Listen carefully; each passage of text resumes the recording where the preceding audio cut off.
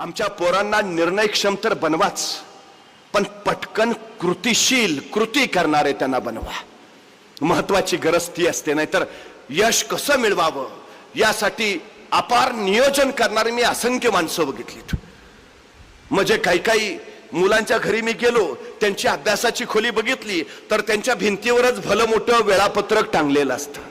वडील कौतुकाने सांगतात, आमच्या मुलाचं वेळापत्रक आहे. जसा 10वीत आला वेळापत्रकच करून ठेवलंय. मग मी त्याचं वेळापत्रक वाचतो.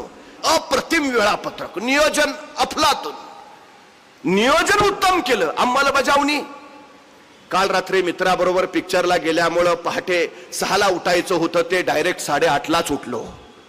मग आवरण्यासाठी अर्धा तास घेतला, मग 9 वाजले.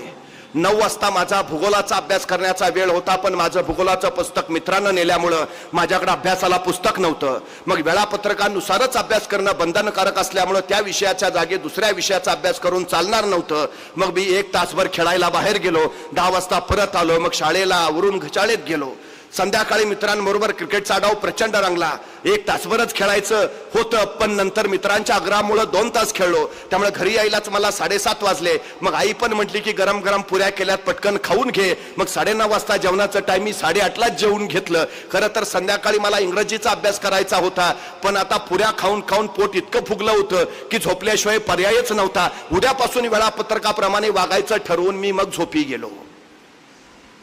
उत्तम नियोजन आहे, अंमलबजावणी.